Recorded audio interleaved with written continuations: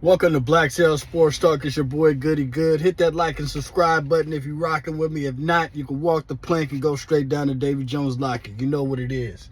Look, I don't get the time to do my podcast. I haven't been able to do it in damn near a year. People know that my father recently passed away due to cancer. It's been hard on the fan, but I appreciate all the love and support that the nation has been giving me. But now it's gonna be all gas, no brakes. You know what I mean? So, during my lunch breaks, we're gonna do the lunch break archive. I tried to go live just now. I got to get more tech savvy to do this stuff. You feel me? But I'm gonna record this now and piece it up later. So, right now we're about to talk about the Raiders quarterback situation, and we're gonna start off with the Aaron Rodgers rumors. I told everybody from the start I don't believe Aaron Rodgers coming to Las Vegas for a second. One, you would have to pay the man $50+ million. You would have to trade a bunch of first-round draft picks. That doesn't give Ziegler and McDaniels to build a team that they envision. Adams and Rodgers already had kind of like, a parting of ways because, things at the end. Rodgers couldn't make up his mind and so forth. And the biggest indicator happened earlier this morning, which I posted on my IG, that Nathaniel Hackett is now the OC. That's a big indicator that the Jets are going all in. You can scratch Rodgers off the table now. The next thing is Tom Brady. You got a lot of people just 100% marking Tom Brady coming to the Raiders. And I'm going to tell you, there's like a 33% chance. And the reason why I say there's a 33% chance is there's a 33% chance Tom Brady does come to the Raiders. There's also a 33% chance that he retires. And then there's another 33% chance that he picks a different damn team. So people looking at the video of him in Miami, looking at the private school for his kids, look, they're already in that area. I wouldn't be surprised if he chose Miami over the Raiders. I think when it comes to offensive weapons, I mean, you could argue maybe Miami is slightly better or at least even with the Raiders in terms of skill set positions. They do got a good tight end. They got two great wide receivers. Their running game is going to be good. The play calling with McDaniels doesn't ask much of the quarterback, and it fits around damn near every quarterback. We've seen it work with Jimmy Garoppolo. We've seen it work with Trey Lance. We've seen it work with Tua. So why wouldn't it work with Tom Brady? He already has property in Florida. He'll be closer to his family and his kids, even though he's divorced. So I wouldn't put it past that. Just because he has the TB12 product line and the coaching and stuff like that tied to the win and tied to the Raiders doesn't automatically mean he's coming to the Raiders. And we'll get back into that in a minute. But let's go to the Derek Carr situation. I haven't been able to get on my podcast to talk about Derek Carr because I was dealing with life. But I've been able to tune in on some of my brother's channels, and I put up a super chat on whether it's my bro Docs or whether it's my bro Sultan Mir or whether it's whoever. You know what I'm saying? Wasted. And I have constantly said that it doesn't make sense for Carr to get traded to somewhere else in the AFC. Why would Ziegler trade Derek Carr to somebody in the AFC, and there's already all these damn quarterbacks, man? Why strengthen another team?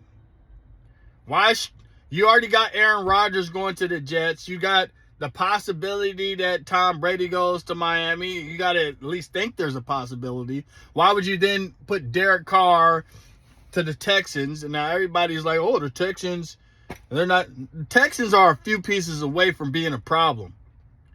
Lovie Smith already had their defense playing pretty good down the stretch, and they're really only a couple of pieces away from being somebody that might be able to swindle into a wild card position. We've seen it many times in the NFL where somebody at the bottom of the division ends up at the top the next year.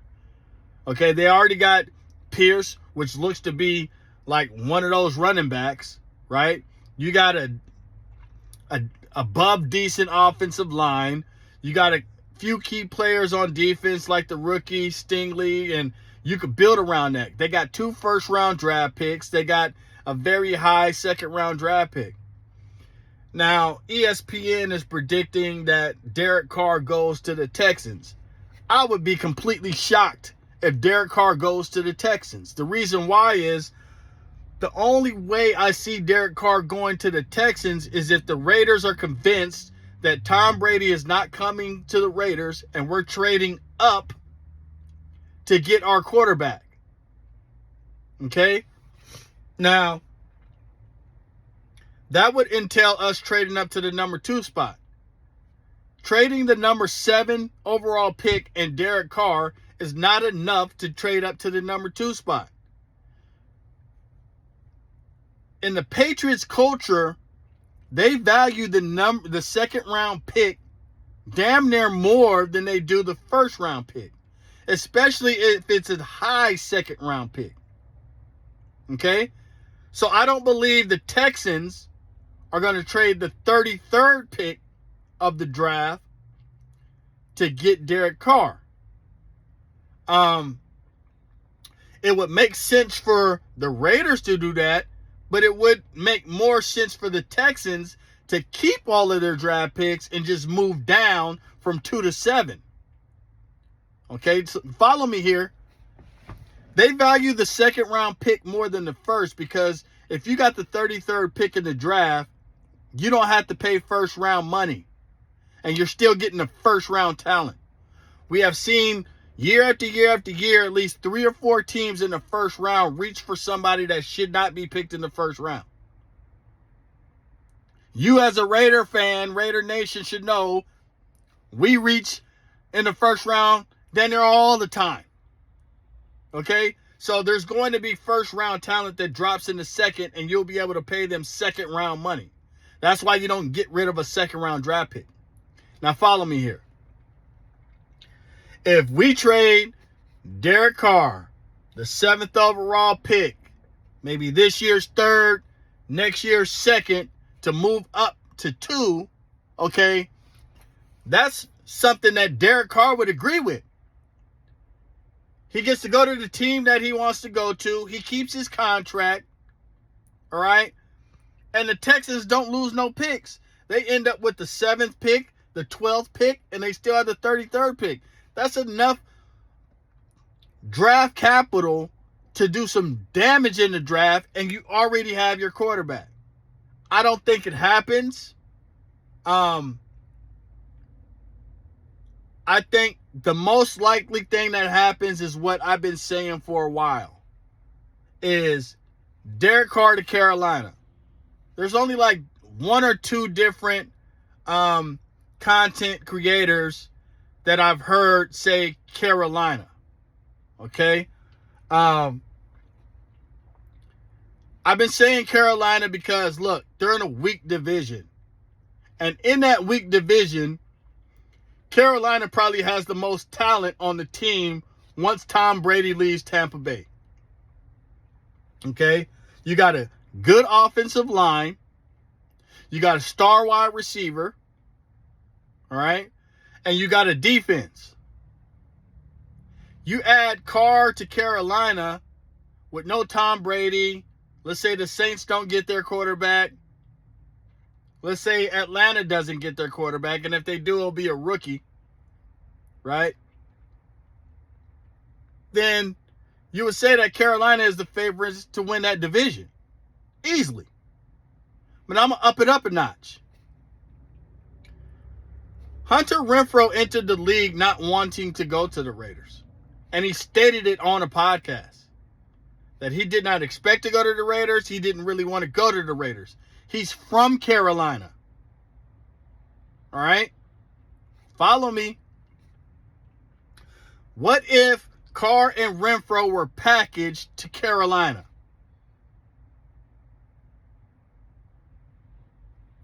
You got Moore on one side. You got Renfro in the slot. Carr. Would it be for draft picks? I don't think so. There was an article that stated the reason why we're keeping Patrick Graham is because they're saying there's going to be like 5 to 6 new starters on the defense. You don't get 5 to 6 new starters on the defense just through one draft. That means we're going to do some damage in free agency to try to build this defense, and you're going to make some trades to build the defense. All right? Now, I posted the idea during a Docs and Sanjay live show that, hey, what if the Raiders traded Carr to Carolina for one of these defensive players? You got Brian Burns that needs a new contract, and you got the defensive tackle Brown that would need a new contract after this year. The Carolina Panthers are currently way over the cap. And if you're going to get a $40 million quarterback, there's not enough maneuvering contracts, having to pay Burns, having to pay Brown, and then paying the number 9 overall pick, which might be the first picked at that position, all this money. You're not going to be able to do that. The only way you can rectify that is, hey, give us a package deal and we'll give you one of these star defensive players. Whether it be Brown, whether it be Burns. The reason why is because at 9, you could still replace Burns or Brown. Brian Brzee could drop to number 9. You got that dude Van Ness from Iowa, the edge rusher. He could drop to 9. That's a rookie that could replace one of these star defensive players. Okay? Now, I said maybe we go after Moden. He's a really good top 3 right tackle. He's getting paid a ridiculous amount of money, though. I think his cap is like 23 million. Most definitely they're going to try to restructure that contract. But there's not enough restructuring to where you could have, negative $30 million and still get a $40 million player. So what I'm suggesting is this. What if we trade Derek Carr and Hunter Renfro to Carolina for Brian Burns? Think about that for a second. If you're Carolina, you get your quarterback, you get a second weapon that is used to playing with Carr.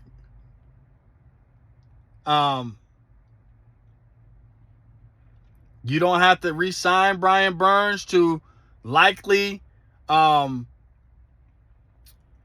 3 highest paid edge rusher in the NFL.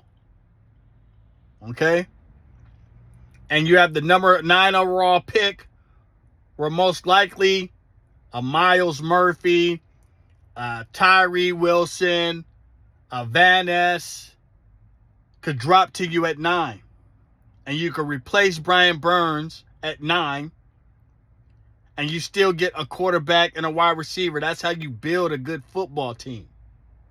And the biggest indicator that Carr may go to Carolina is that they just hired Rich from Indianapolis.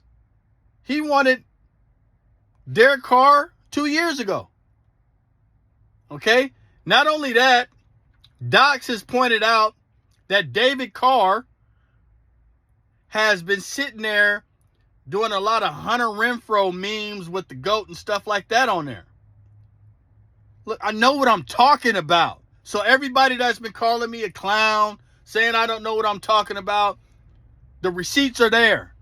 I said this weeks ago before any ESPN or anybody else said that. Way before the Carolina made their head coaching thing. The receipts are there.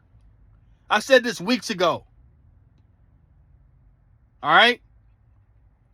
Derek Carr, Hunter Renfrow to Carolina for a defensive player. I don't think it's going to be for a draft pick. I don't think it's going to be for a draft pick. Every team that we looked at, besides the Jets, the Texans, which are all in the AFC, have cap issues. The Saints have cap issues. The Carolina Panthers have cap issues. Washington has cap issues. They would have to do a lot in order to get a $40 million quarterback. I'm just saying, man. Now, Brian Burns is an elite pass rusher. He is going to want a lot of money. But he's young. And the Raiders would benefit having Brian Burns and Max Crosby opposite each other. I know Chandler Jones came on late in the season, but I'm telling you this, man. Brian Burns and Derek Carr, or Brian Burns and Max Crosby, would be nasty. It would be disgusting. Okay? So that's what I feel. I've been saying it for a minute. Carr to Carolina. It makes perfect sense. It's the best situation and scenario for both teams. You get Derek Carr out of the AFC. All right? Derek Carr goes to a weak division. He has an offensive line, a coach that wants him. I mean, come on. A star wide receiver and more. It just makes sense, people. Now, to the topic of discussion. The quarterback situation for our team. Look, I said it many of times. If I'm the GM, I'm not going and getting no veteran quarterback, bro, and paying him money. I don't care if it's Tom Brady. I don't care if it's Aaron Rodgers. I don't care if it's freaking Lamar Jackson. I'm not doing it. It doesn't make sense. The way our team is currently built, it doesn't make sense.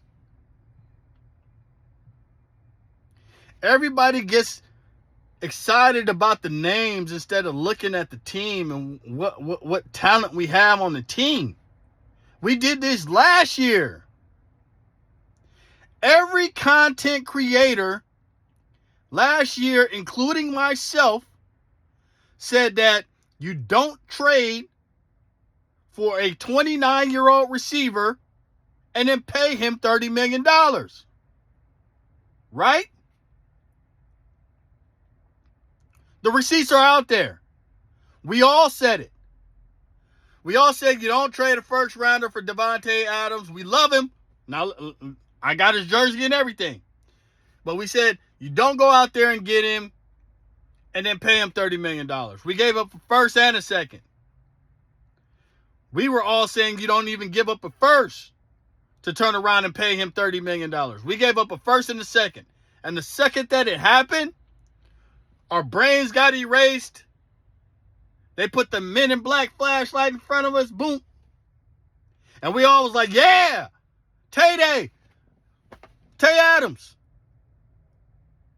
And we forgot about everything we said because we were so excited about the concept of Derek Carr throwing to Davante, and we got the best wide receiver in the NFL now. That's fine and great. It didn't lead up to wins. Now, in hindsight, I think it still was a good trade because it opened up the run game for Josh Jacobs to change the dynamic of our team. But the way our team is currently built, we're not there yet to be trying to win no Super Bowl. The Super Bowl is won in the trenches. Okay? It's won in the trenches. And we put a boatload of money in skill positions. We got the highest paid tight end, the second highest paid wide receiver. You know what I'm saying? Max Crosby got his back. We paid Hunter Renfrow. Now we're about to have to pay Josh Jacobs. He's probably going to be the highest paid running back in the league. If not top 3 at least. Right? So we got all this money in skill positions and really none in the trenches. The only one that we have in the trenches that are paid is Colton Miller and Max Crosby.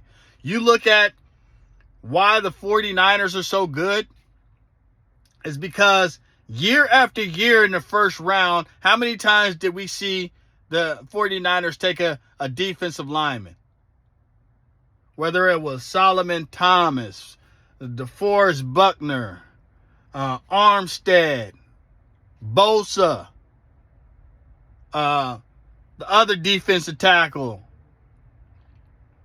I mean, it was like damn near 6 years in a row they took a defensive lineman in the first round. And then you want to sit there and wonder why their front seven is so crazy. It's because they put the investment in the trenches. Now, this goes back to why I do not want to pay a veteran quarterback.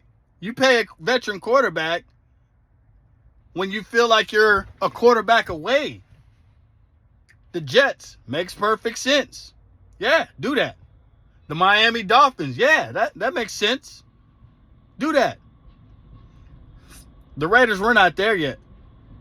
We're not there yet. Not in our division. All right? Patrick Mahomes might be the best or second best quarterback in the league. And he has had the most prolific offense that we probably ever seen. Right? They got one Super Bowl. They got one Super Bowl. Think about that. The Bengals, they had all this money and all the investment in skill positions. They had a ridiculous wide receiver core. They got one of the top quarterbacks in the league. He's either 1 or 2. But guess what? They didn't invest in the offensive line. So when they did get to the Super Bowl, it was glaring.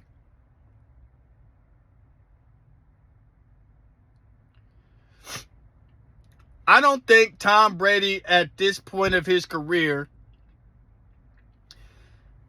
is good enough to take us to the Super Bowl his first year with the team, how it's currently built.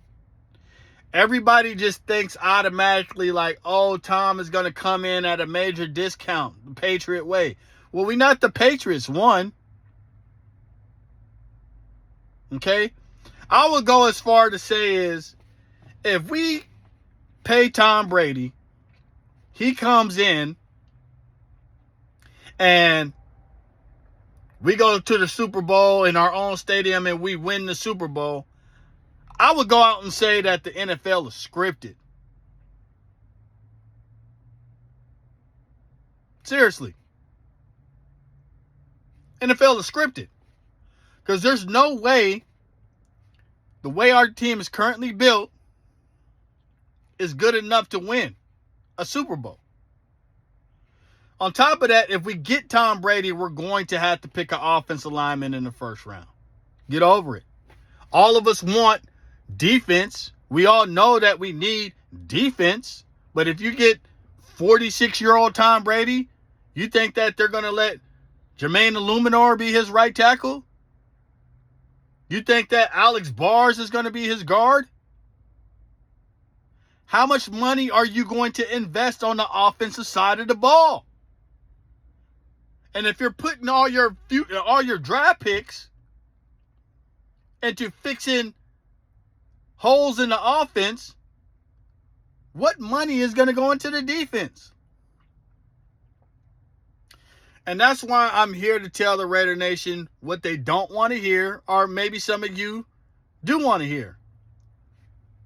Paying a veteran quarterback would be the biggest mistake we do. You don't do it. If I'm the GM, I'm giving Jarrett Stidham like a 3-year, $30 million deal. Gives him like $10 million a year, kind of how we did Mariota, right? And I fixed the quarterback situation right now by drafting a quarterback. Why do I do that? Because as a GM, I'm looking at it as the number 7 overall pick. We should never be anywhere close to this ever again while I'm the GM. We should never be in the top 10 ever again. And if we're this close to be able to go and get the quarterback we want, let's go ahead right now and trade up to the 2 spot, the 3 spot, whatever it is, to get our quarterback. If we could stay at 7 and still get the quarterback we want, fine. If we think that Richardson is the guy and he could come in at 7, pick him. If Levis falls at 7, you think he's the guy, pick him. I don't care if you think Tanner McKee is the guy and you reach here for him and pick him at 7, pick him. Because you know what? All these other teams have traded multiple first-round picks just to pick a quarterback. The San Francisco 49ers traded 3 first-round picks to pick a quarterback, to pick Trey Lance. That hasn't even really played nothing but 2-3 games in the first 2 years of his career. Think about that. Think about that. Go get your quarterback now. Trade Derek Carr and Hunter Renfrow for defensive players, not draft picks. Proven players. Use your free agency money to overpay somebody like Daron Payne that you know is going to execute. Okay? If you get Brian Burns and Daron Payne on the same line as Max Crosby, watch out. You understand? Watch out. But as far as getting one of these quarterbacks, paying them $35 million, you're just switching Derek Carr's money for another quarterback. And though I think Tom Brady is an upgrade, he knows the system and so forth, that does nothing for our defense. Does absolutely nothing for our defense. The whole point of getting rid of Derek Carr is freeing up that money to put it on the defensive side of the ball. The whole point of getting rid of Derek Carr and getting rid of that $35 million is to get a quarterback, a rookie quarterback, under a rookie deal. Everybody's talking about a bridge quarterback, We got a bridge quarterback. His name is Jarrett Stidham. These young guys coming out of college, they don't need a whole full year of holding the clipboard. These dudes is coming out hot, man. These dudes is coming out hot. You pick them, and he either sinks or swims, man, period.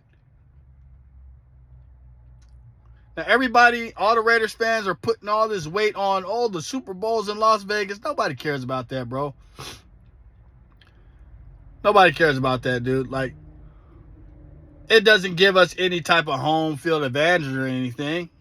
We don't got home field advantage now. If you go to the games like I do, Las Vegas don't give you no super home field advantage. What's the difference of the Super Bowl being in Las Vegas? Either you have the $2,000 to go to the game or you don't.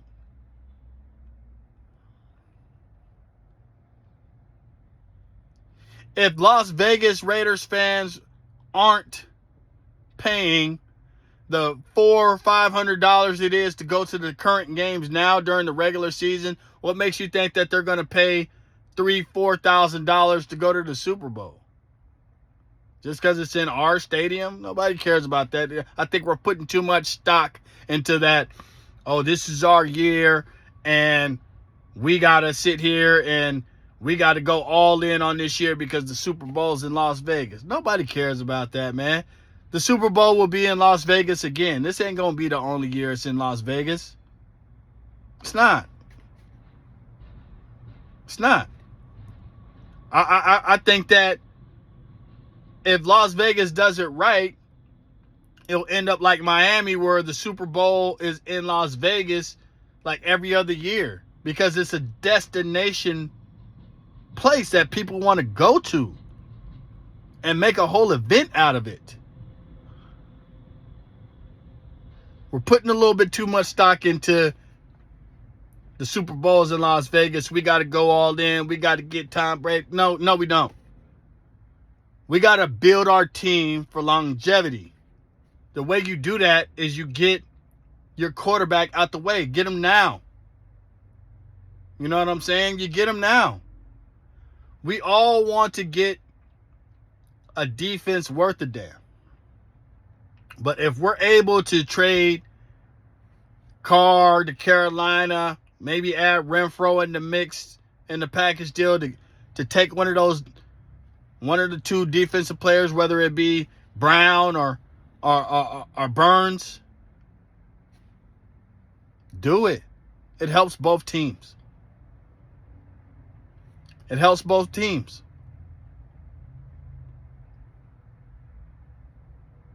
All right?